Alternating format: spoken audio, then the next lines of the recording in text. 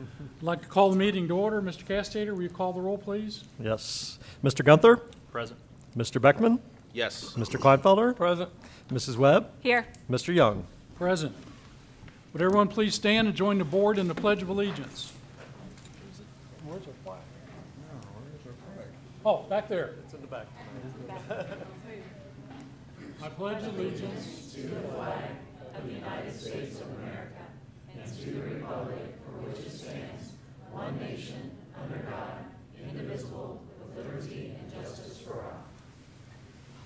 Thank you. Dr. Rice, would you review your agenda, please? Yes, sir. Thank you, Mr. Young. So we have a wonderful evening ahead of us, celebratory evening ahead of us tonight. After we get through some formalities for board business, we will begin with a recognition of our state championship swimmers, followed by our Teachers of Excellence and Teacher of the Year recognition. We'll conclude my short part of this with our book study. We'll then move to items for board discussion, where we do have a healthy bit of policy to start working through. More on that later.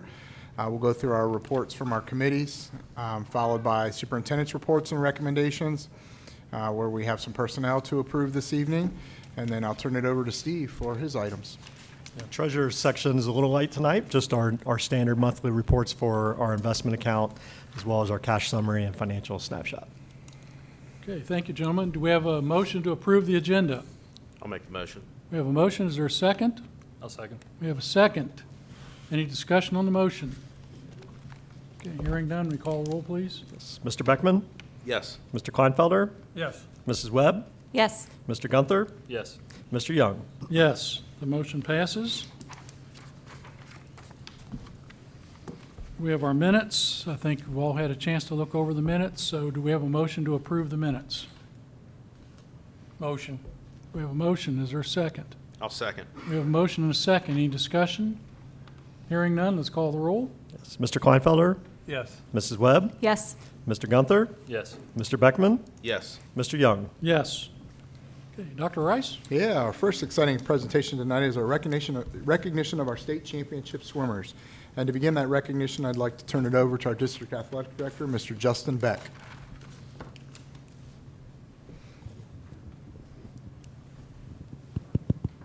I think this test, yep, everybody hear me?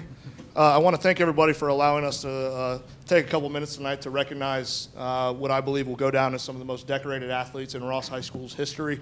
I'm going to start with a little brief history of where we are today in relation to these four fine representatives of our district. 4 years ago, I was fortunate enough to join the Ross Local School District, and in that process, getting to know coaches, kind of getting to know the status of programs, getting to know the vision of where we were headed. And I remember a very distinct meeting with our swim coach, Coach Stewart, and we're just talking about where everything is, and I'm learning more about the district and where things are and where they see things headed. And Coach Stewart says, "You're probably not going to believe me, but we're going to win a state title." And I'm like, "Oh, okay, that's coach talk. I love it. I love the encouragement. I love the optimism." And then he followed it up with, "But we're not just going to win one. We're going to win a lot." And I'm like, "Oh, okay. Well, you've set the bar really high for your evaluation. You better perform." Fast forward 4 years, and here we are today to recognize four gentlemen sitting in front of you with some hardware, representing 6 state championships in various events, including the relays and individual events. Sitting before you is the 3-time defending league championship boys swim team, and this is not the whole team, so I want to be clear. These are just the 4 student athletes who hit the water in Canton in February. Sitting before you is the 2-time league swimmer of the year, and there has been some controversy on how that's calculated, but we think we've got that right now, and we're using the federal regulations for that award. And more importantly, I think we have 4 tremendous young men. So we went up to Canton, and just to paint the picture of what the state swim meet is, Dr. Rice, Mr. Martin, I think you're around the corner. I can't see, you're hiding from the camera. Oh, there you are. Hi, Mr. Martin. Drove up to Canton, Ohio to see what I always tell people who haven't been there is the coolest high school sports experience there is. And it's so unique because it's crammed packed. There is people from everywhere in the state. in this natatorium that is probably 98 degrees with 200% humidity, and just some incredible student athletes representing schools from all over the place. And our 4 young men went up to Canton with a lot of expectations. And like I said, Coach Stewart set a state championship or 2. Little did we know that about halfway through the meet, we're looking at a team championship contending group of young men. And if it weren't for the fact that the university school had 40 entrants, including divers, and we only had 4, I can confidently say that we would have been the team champions. But instead, no disappointment at all. We walked out with only 4 student athletes earning the team state runner-up trophy for the state of Ohio Division II. So I'm going to quit talking, but I feel like it's important to recognize these individuals when these are the first state champions in our district's history since 2018, I believe, when we had an individual wrestler win the state title. But before this segment's over, I'm going to turn it over to Coach Stewart, who knows these gentlemen far better than I. And I want to also recognize Coach Stewart for his vision and what he's done with our program. So congratulations, Coach. Thank you.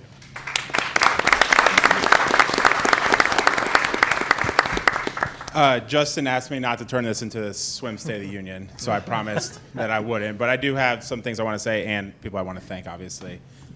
First, these young men, I've told this in multiple interviews to the media, and I still stand by this. These guys could have swam at any parochial school, you name it, right?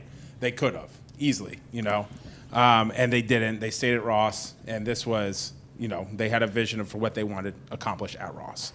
And so I want to credit everyone involved, administration, board, everybody, for continuing to invest in the swim program because, very easily, I've been here, this will be my 12th year coaching already, which is crazy to think about.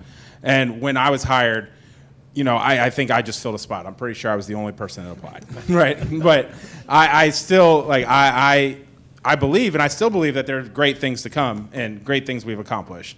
And so being able to confident go into these seasons knowing that we have everybody's back, or you guys have our back, that allows for these young men to shine because I know that we can accomplish the things we need to accomplish.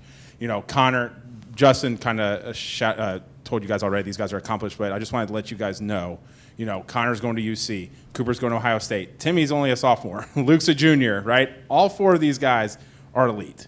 And I'm blessed to have been able to be a part of their journey, They've made me a better coach.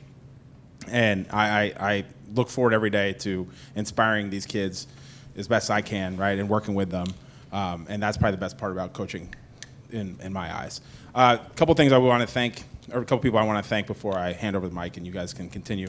I do want to shout out Justin. I've been through a lot of athletic directors since I've been coach here, and Justin's the first one that I feel like fully has believed in what I think that we can accomplish as a program. He's really felt like he's unlocked me, and I'm very grateful to be able to work with him every day. Second, I want to thank the parents of the kids, the countless hours that they put in, the driving, not, most of these kids drive now, but they didn't always, obviously, and being able to drive, take all the hours of practices, that they couldn't have done it without them. Lastly, I would like to thank my wife because this year we had a newborn right in the middle of swim season in January, and so navigating that and having 2 toddlers, being able to get through, it was trying, to say the least. So being able to kind of get through all that, I thank my wife every day for being a part of my life. So thank you, everybody. Thank you, Justin. Thank you, board.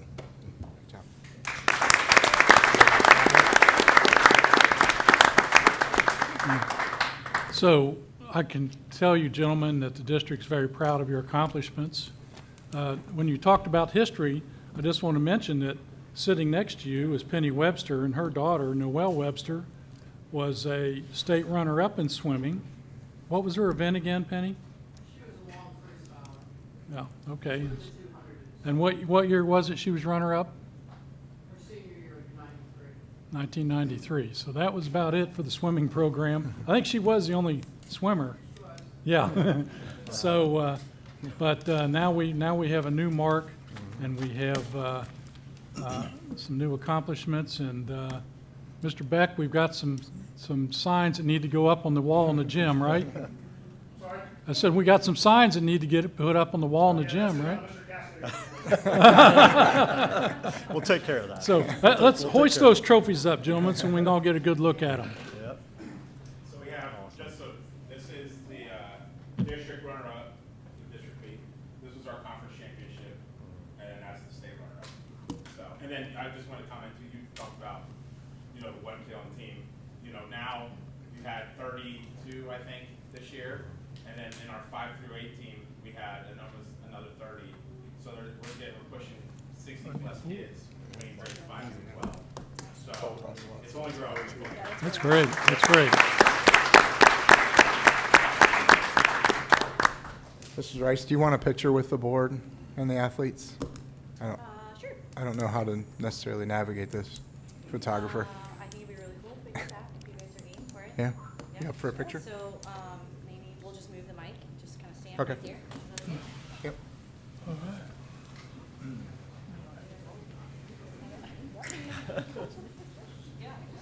Let me get out of your guys' way. I'm stuck.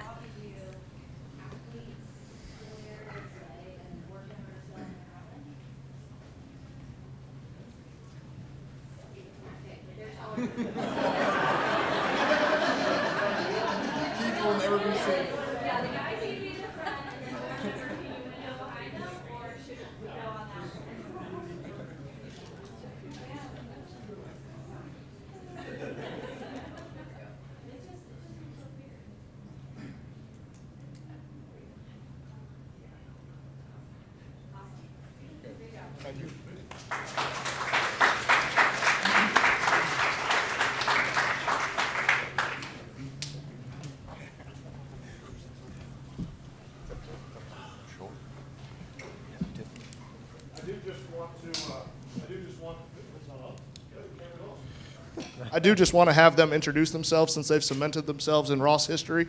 So if you could just stand up and smile for the camera, introduce yourself in the grade, and that way everybody knows who you are. My name is Luke Minery, and I'm a junior.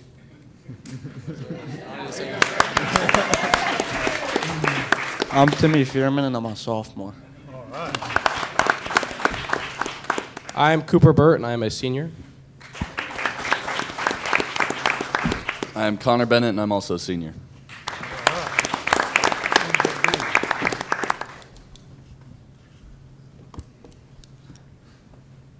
Thank you, gentlemen. And again, congratulations to you, to your teammates, to your coaching staff.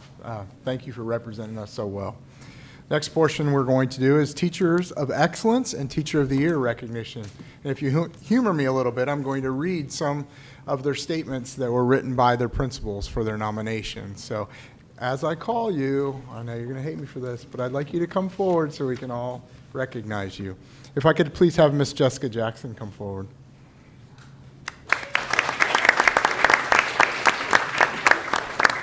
Mr. Hall wrote this about Miss Jackson. Jessica makes time for each individual student, including the resource room students in her classroom. I have witnessed Jessica consistently working one-on-one with our students to help them with their letters, letter sounds, and now these specific students are reading sentences. So thank you, Miss Jackson.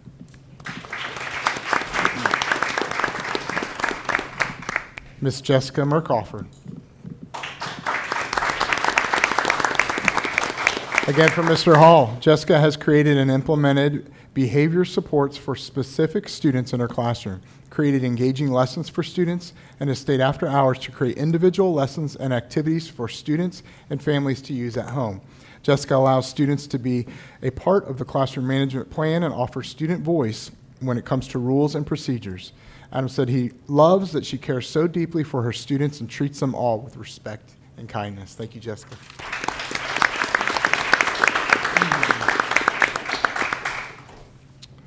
Ms. Jen Schuhawk.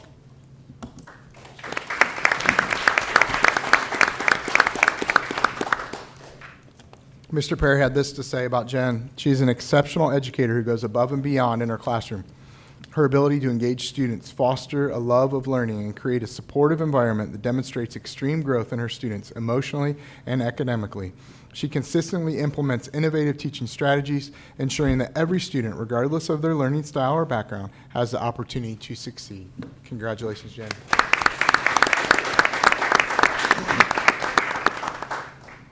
You guys want to stand up together? Ms. Catherine Wormus and Nicole Green. Ross is very fortunate to have these two amazing ladies working with our students and families here at RIS. Not a day goes by where they're not going the extra mile for our students. They are beloved by the kids, and they are the true definition of what it means to be a teacher for Ross Local Schools. Mr. Rettinger said, "I admire their passion and care in which they advocate for their students and the school." Thank you, Ms. Wormus and Ms. Green.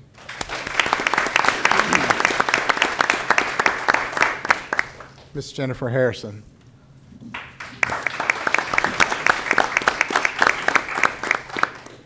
Mr. Martin had this to say about Jennifer. She's an exceptional team player, always willing to lend a hand to her colleagues without hesitation. She understands the delicate balance between caring for students and pushing them towards excellence, a balance that is difficult to strike, yet one she navigates masterfully. Congratulations, Jennifer.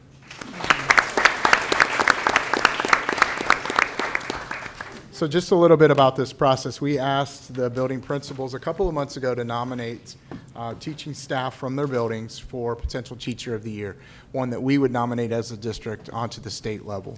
So principals did that, and then collectively in-house, we voted on those teachers. They had no idea that this was coming.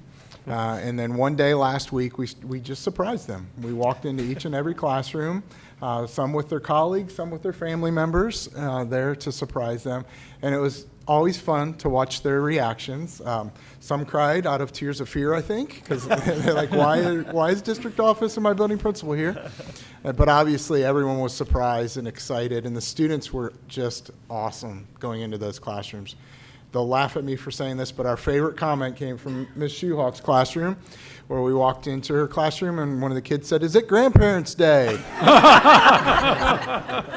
So I don't know who that was directed towards, but I guess I'll take it. So I say all that before we announce who our Teacher of the Year is. And this individual, the state, like Columbus likes to do, they surprised us by sending an email earlier than what they were supposed to. And she actually thought it was spam. So kudos to our technology department that she thought it was a phishing email. She never opened it, deleted it. They actually sent a second email. Ms. Vining thought, wow, they're really persistent. She still deleted it. So when we walked into her classroom with her family that morning, it was truly a surprise. So this year's Ross Local School District Teacher of the Year is Ms. Holly Vining.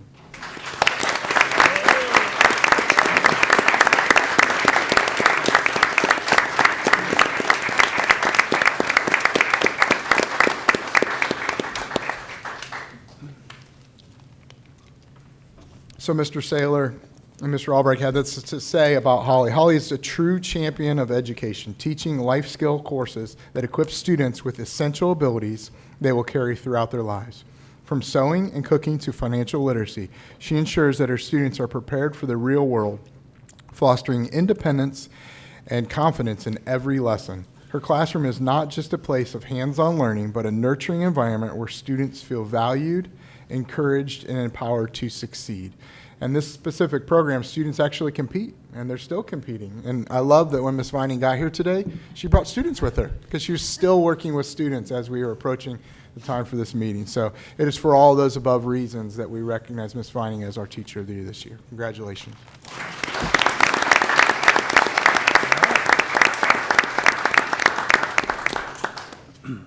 There's no expectation that those recognized tonight stay for the entire meeting, so if you feel the need to leave, that's fine, not a problem.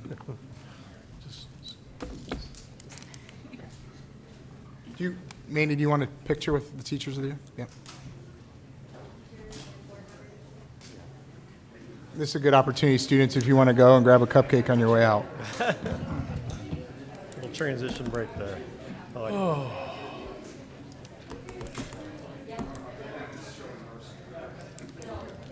You want to take this? Yep. board members want to come up and take a picture. Picture of the teachers, the board.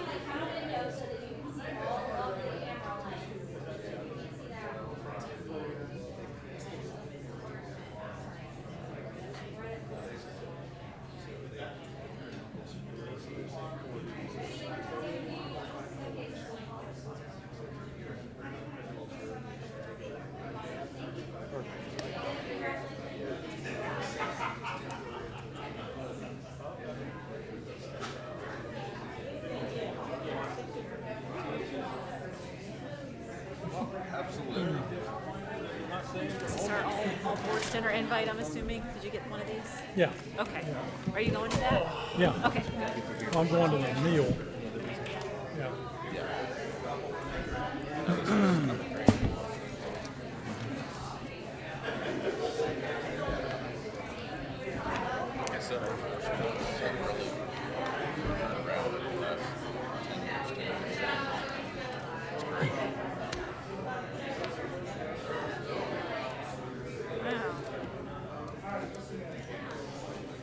You go all out today.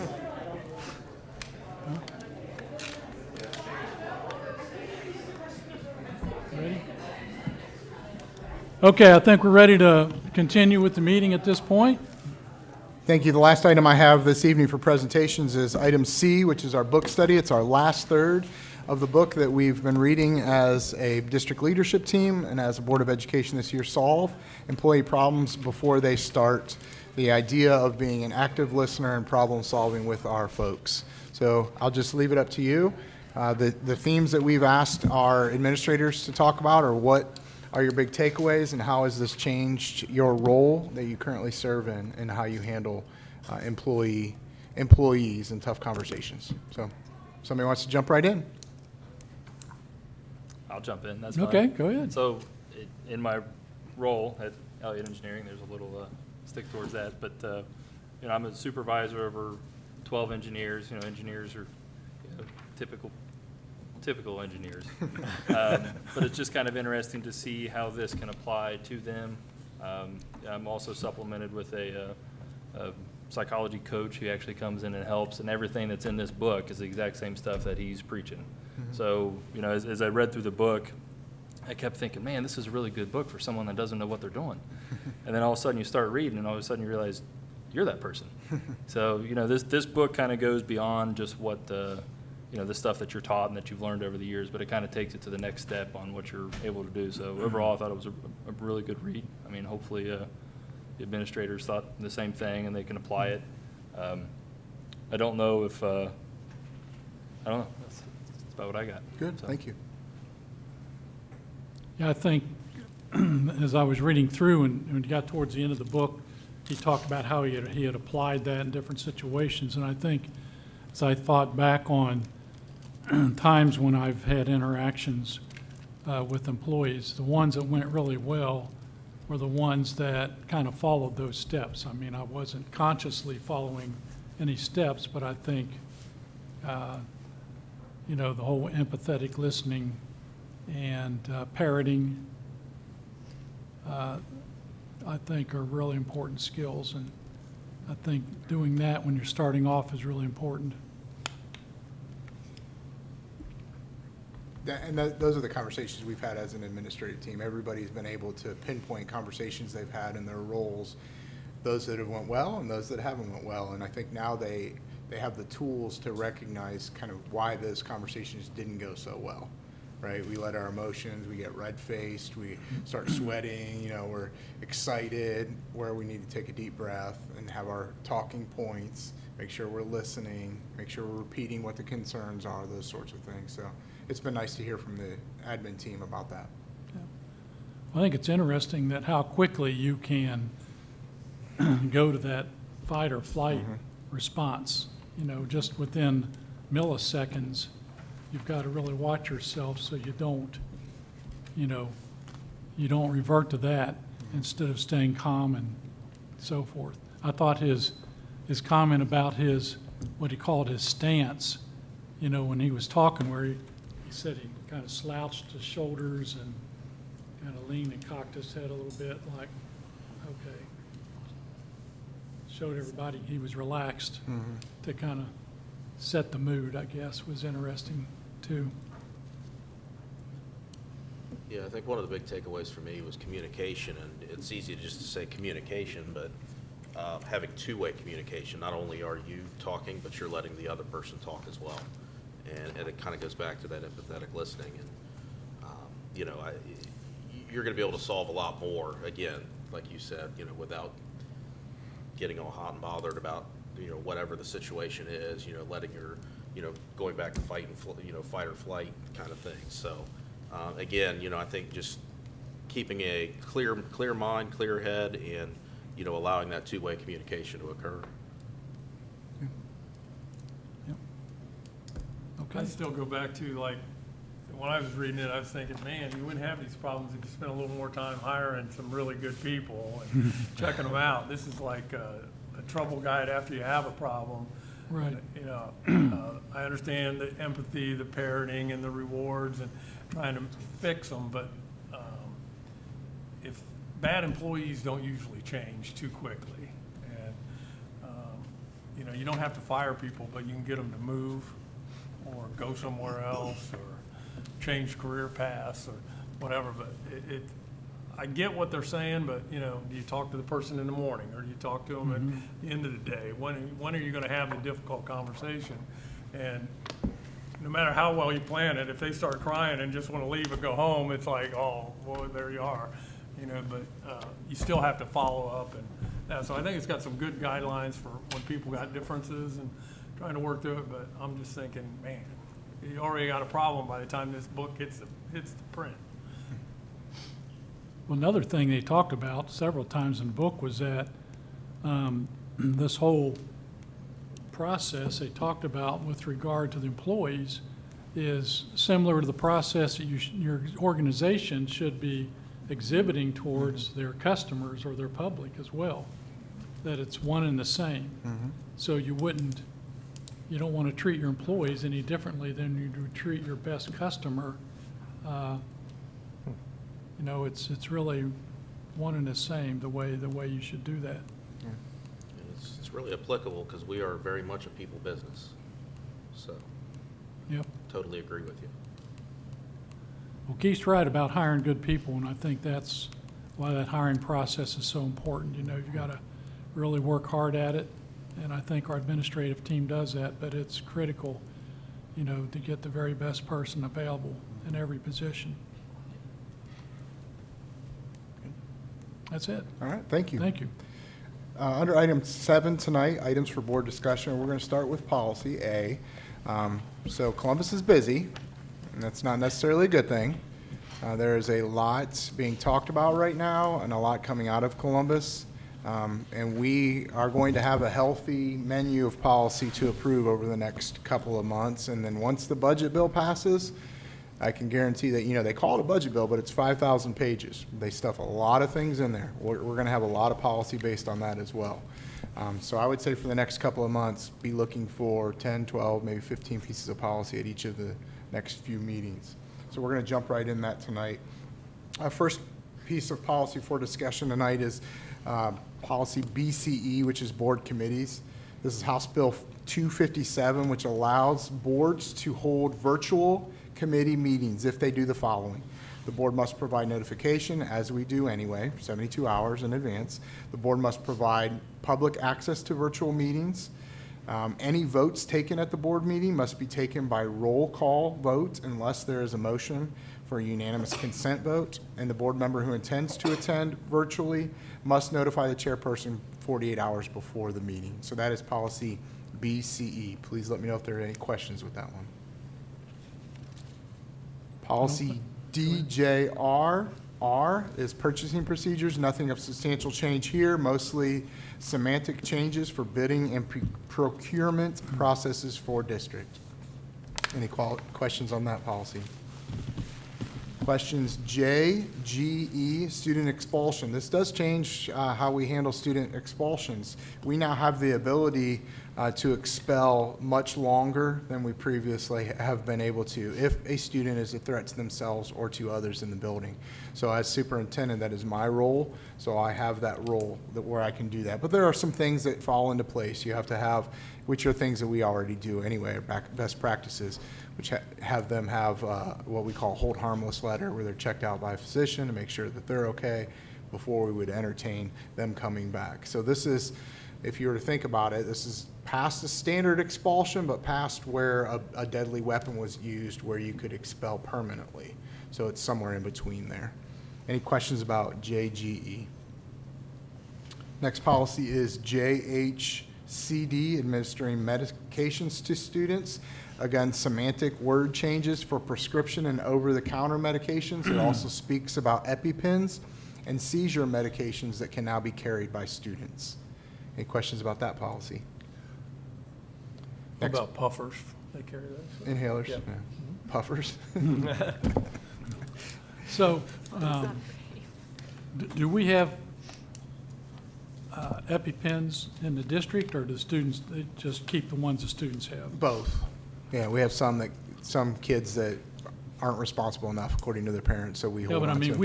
we don't have any that the school actually. No, that we keeps. supply? No. No. Good, No, okay. those are prescription-based. Yeah.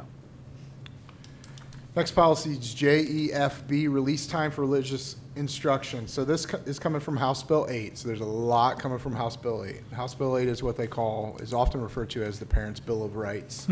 So this was already previous law where public school districts had to allow release time for religious education. This part of the bill has become known as the LifeWise bill. If you've paid attention to it, LifeWise Academy is a school, a Bible school that has really taken off in Ohio and is now branching into other states as well. And what we're seeing is LifeWise, through partnerships with local churches, will purchase a building in vicinity of the school, and students will have in their schedule release time where they go over for a bell of Bible instruction. So when LifeWise popped up, school districts, many school districts, not all, but many school districts were not comfortable with this. So they started playing games with the rules of when the bell could happen and how it could happen and how many days a week. So as we often see, when somebody doesn't play well, then we all suffer with a new law. So this is what has happened. So the legislature has now legislated this very specifically as to how you're supposed to handle that. So the board must collaborate with the sponsoring entity for a release time course in religious instruction to identify a time to offer the course during the school day. Newly enacted into revised code allows a board to include a requirement in the release time policy for criminal records checks of any instructors or volunteers of a private sponsoring entity providing release time courses to students under the board's policy. So we have not heard from LifeWise. It is not big in Southwest Ohio, but I do think there's a possibility that it could be. It's really big in Northwest Ohio around the Lima, Van Wert area. Van Wert was the first school district they partnered with. So any questions about that one? And of course, it includes parent permissions. This is not something that we would do. We just start shipping kids off. This is a parent-driven. They sign off on the kids going to get this instruction. So, policy EDE, computer online services, acceptable use and internet safety. This is in response to Senate Bill 29 that we talked about a couple of months ago that the state jammed through and then realized there were tons of problems with it. This is their fix for that. So House Bill 42 offers those fixes.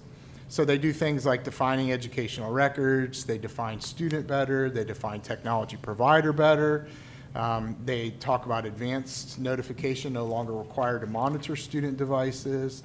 Talk about monitoring student devices now are allowed with a subpoena. So just a lot of cleaning up of Senate Bill 29. Any questions about EDE? Now, the rest of the policies are all coming from House Bill 8, as I referred to earlier, the Parents' Bill of Rights. So that is policy IGBLA, which is a new policy, GBH and JM, IGAH, IGAI, IJ, JHC, JHCA, and JHF. So the new provision introduces the Parents' Bill of Rights. The Ohio General Assembly describes parental rights as a fundamental right to make decisions concerning the upbringing, education, and care of the parent's child. The law requires that students adopt a policy to promote parental involvement in schools by July 1st. That's what we're doing here. So a little bit of back history. This is in regards to, again, what was the perception that schools were indoctrinating students or allowing them to change their identity or change their gender without parents knowing about it. So kid Sam wants to be called, that's a bad example. Kid Robert wants to be called Sarah. So the school goes along with that. They're calling him Sarah, but they haven't talked to the parents at all, and the parents are not for that. So that's the origins of this bill. But like everything else that comes out of Columbus, where it began and where it ended are two totally different things. Now we talk about things like curriculum. Parents have a right, as they always have, to read over and look through curriculum. I know our teachers, I know all teachers are very anxious and worried about this. What we've said over and over again is if it's state standards, adopted standards, if it's state-approved curriculum, we're fine. What this mentions in this bill is if you're teaching sexual education in health class and you pull a lesson off of Teachers Pay Teachers that isn't necessarily tied to the state standards, you could be in trouble there, right? You went above and beyond the state standards. So that, in that particular case, if a district wanted to do that, this law says there are policies and procedures that you have to go through now with the parents to make sure they understand what it is you're teaching, why they're teaching it, and then of course having an opt-out to teaching that. Does that make sense? The law also talks about guidance counselors, administrators, teachers counseling students, right? We're not therapists. We're not. Our job is to recommend to parents outside services, so it clarifies that. There is a lot of worry in the guidance world that students are not going to be as free in sharing information, a lot of times concerning information about what's going on at home, because now legally, our guidance counselors have to talk to the parents about that.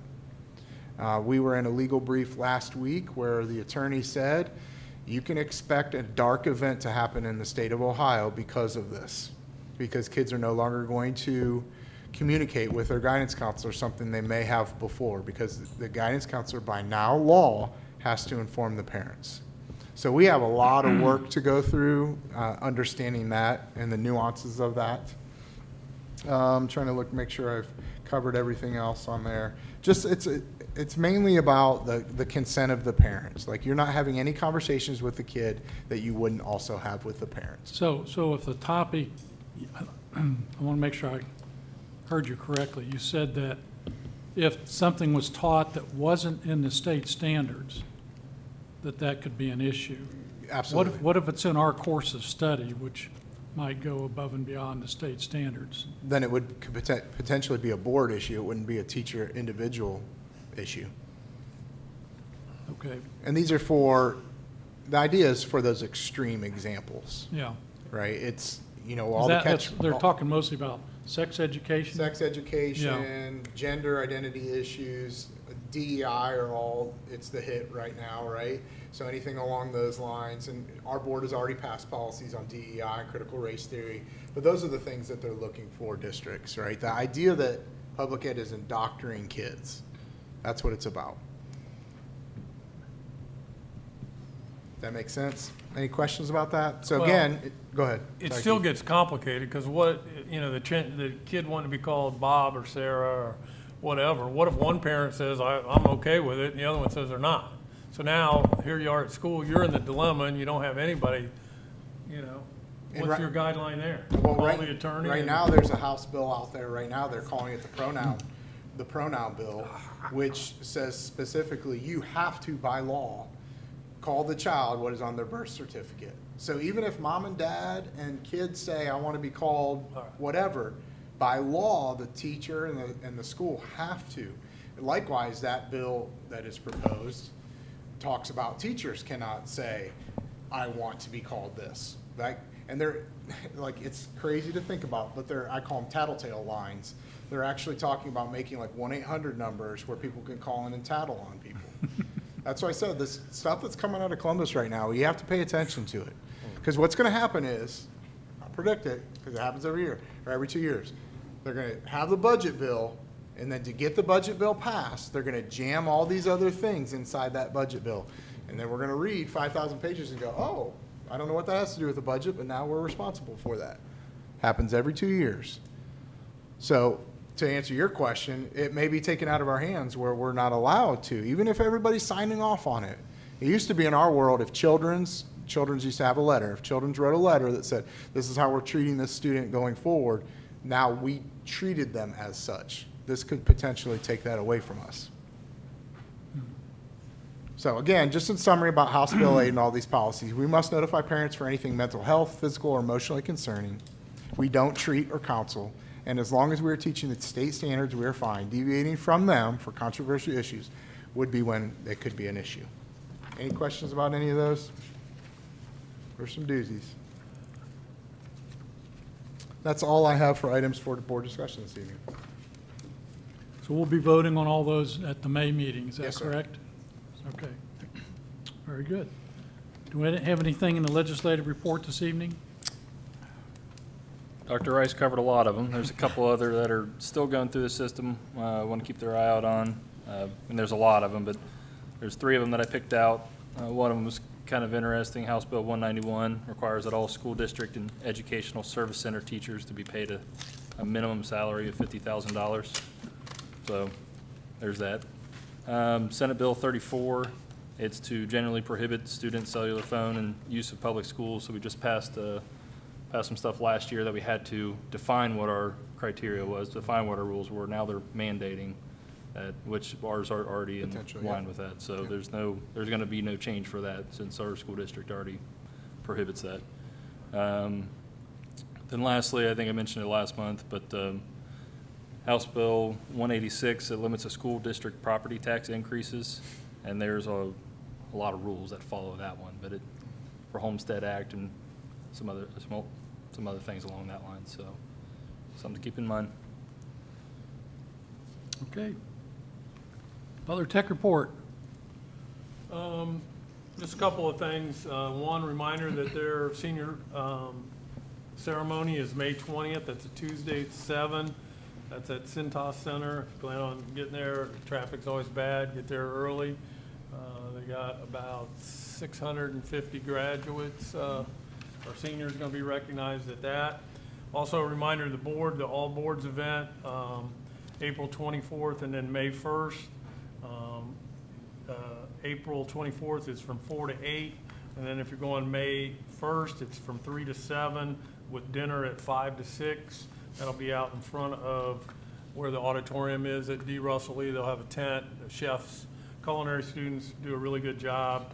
And then at 6:30, there'll be a student performance in the auditorium by the School of Arts.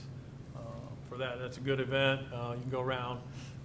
When you get in, they'll have a checklist for you, and I think they're giving each attendee 3 tokens you can kind of vote with your token on kids' projects or presentation.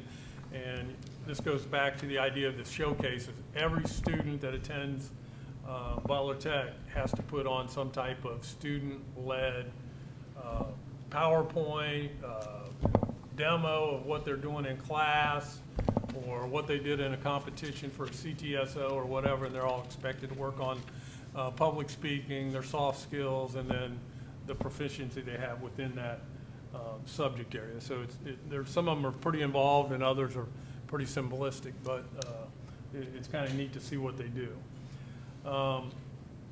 They recognized a 10th grade welding team that went up to Hobart up in Troy, which is one of the big welding schools in Ohio.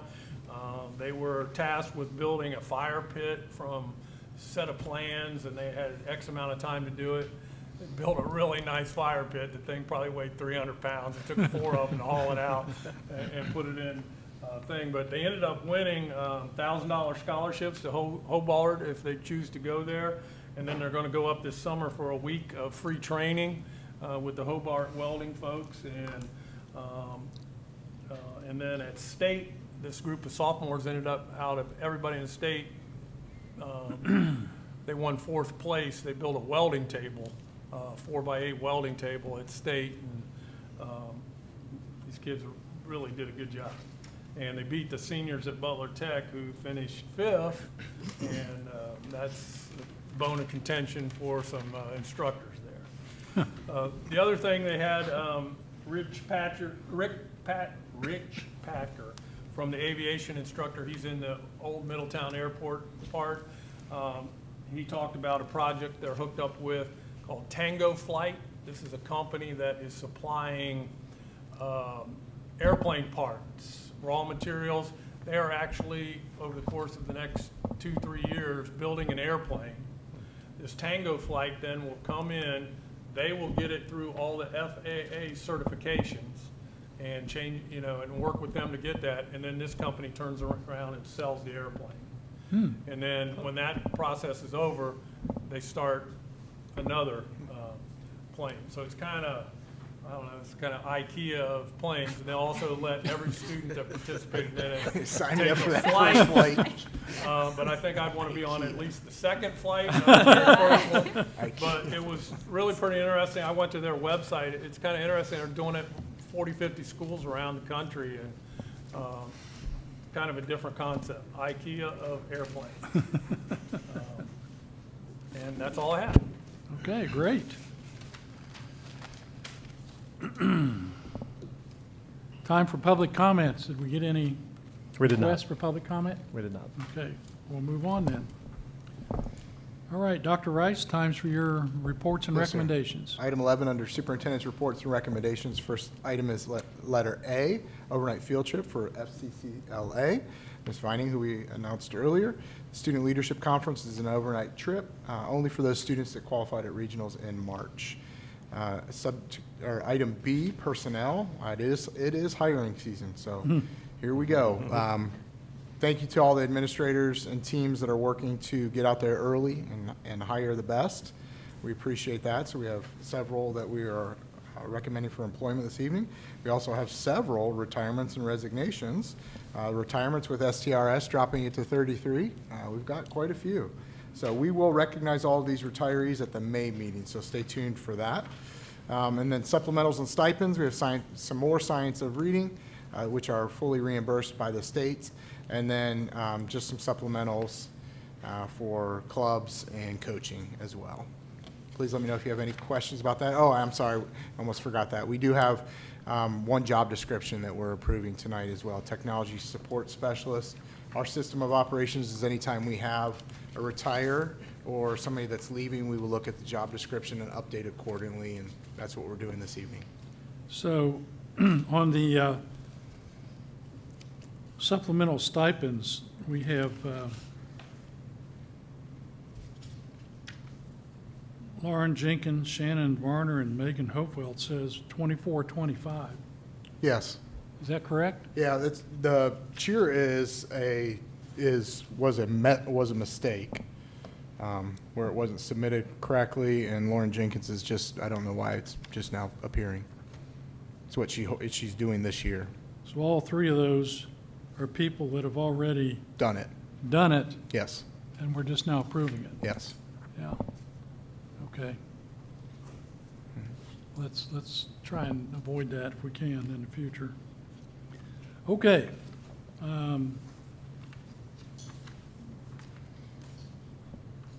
So do we have a motion to approve the superintendent's reports and recommendations? I'll make the motion. Okay, do we have a second? I'll second. Do we have any discussion on the motion? Okay, hearing none, we call the roll, please. Yes. Mrs. Webb? Yes. Mr. Gunther? Yes. Mr. Beckman? Yes. Mr. Kleinfelder? Yes. Mr. Young? Yes, motion passes. Thank you very much. Mr. Castayer? Yep. Just 3 items tonight. Our investment report from Red Tree. Our investments continue to perform well. We'll see if that trend continues this month. May be a little off of what we've been earning. And then the 2 treasurers' reports, the cash summary and the financial snapshot. Just a reminder, we'll have a more complete picture next month of where we're likely to end the school year at when we present the May forecast. That'll be filed with the state, so we'll have that ready to go next month. Okay. And did I read correctly that one of the proposals, legislative proposals, is that we have a 3-year forecast instead of a 5-year forecast? That is part of the current proposal that came out of the House.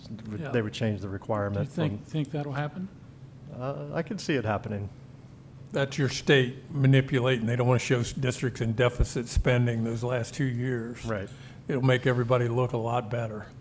This is a That's part. a Well, years 4 and 5 conspiracy. were kind of pretty much Yeah, guesswork. it's, right. this is directly related to the proposal that's out there right now that districts can't carry over a 30% cash balance for your budget. And the idea, the popular thought is the reason why they're going to a 3-year budget is because we know public schools on levy cycles, it's up and down. Years 4 and 5 always look bad for the way that we're funded. So remove that so it looks like districts are flush with cash. But I know, Steve, I don't know if you want to talk about what the guidance from the state, from your guys' organizations are on that. Yeah, I think the talk that at the state OASBO conference last week was that treasurers would still present a 5-year forecast even if we're only required to submit 3 years to the state, because it does give more, it's a double-edged sword. I think you're correct, Yeah. Mr. Young, that it is a little bit of a guess because you're not sure what's going to happen state budget-wise those last couple of years. But if you're in a deficit spending cycle, it's important to see how quickly that compounds out over Right. the 5-year period. Yeah, that surplus can go away pretty quickly. Absolutely. Right. Okay, do we have a motion to approve the treasurer's reports and recommendations? I'll make the motion. We have a motion. Is there a second? I'll second. We have a motion and a second. Any discussion on the motion? Hearing none, we call the roll, please. Mr. Gunther? Yes. Mr. Beckman? Yes. Mr. Kleinfelder? Yes. Mrs. Webb? Yes. Mr. Young? Yes, the motion passes. Do we have any reports from board committees? We did have a finance committee meeting a couple days ago. A lot of it was the discussion around the proposal going through right now. I know the beacon thing that we were talking about, you didn't have it in your treasury report. I don't know if that was supposed to be for this month or the next No, month, or that's just more of still a an general ongoing conversation with them. Yeah, we're still negotiating that deal. Okay. Other than that, nothing new. Okay. Facilities committee meet? Not yet. Not yet, okay. Okay, do we have any other comments from any board members this evening? Mr. Kleinfelder? No, I'm good. Okay, Just want to congratulate the swim team again. Great accomplishment. All of the teacher excellence, all of the nominations. It's fantastic. Fantastic work by the district. And, congratulations. Early congratulations to a few of the retirees, upcoming retirees. I think that's it. okay. Mr. Gunther, Awesome. anything? No, just same thing with the teachers. It makes me proud. I mean, to be on the board and be a part of a great organization that, can help not only, have kids and help train them to win state championships, but also have great teachers that support us throughout the years and continue to stay here for, how many teachers retiring after 33 years? There's been a lot of years of service towards a great district that we are, so really appreciate it. Anything, Mrs. Webb? No, just the same thing that they said. I mean, congratulations to all of the nominees and to Holly Vining. And, I can attest she's done amazing work with my kids. So just want to congratulate everybody. Thanks for all that you do. And congratulations to the swimming team who's no longer here and Coach Stewart. But just truly testament to our district. And it's such a great place to be. So. I did want to say that I had an opportunity to visit, to come to the Bands in the Round concert last night at the high school, where we had all the bands perform a couple songs each. It was about 2 hours long, but people stayed there. It was dynamic.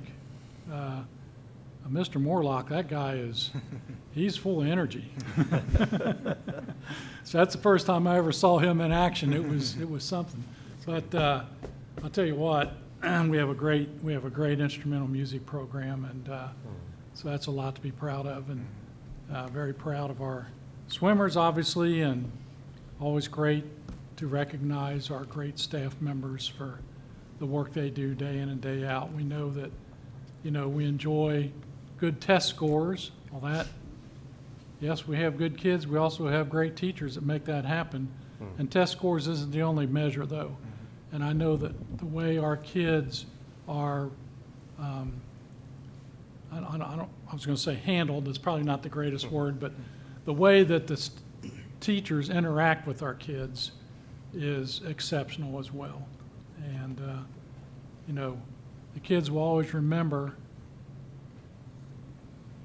a teacher by not necessarily what they were taught or what they learned, but how they were treated. That's what they really remember. I remember that teacher that said something very kind to me at a tough time, those are the kind of things that are truly remembered. And I think we have people that just do a great job with our kids from the top down in the district, everybody. All right. I'm looking for a motion to go to executive session to prepare for, conduct, review negotiations or bargaining sessions with public employees concerning their compensation or other terms or conditions of their employment. Do we have that motion? I'll make the motion. Do we have a second? I'll second. We have a motion and a second. Is there any discussion? Okay, you call the roll, please. Yes. Mrs. Webb? Yes. Mr. Kleinfelder? Yes.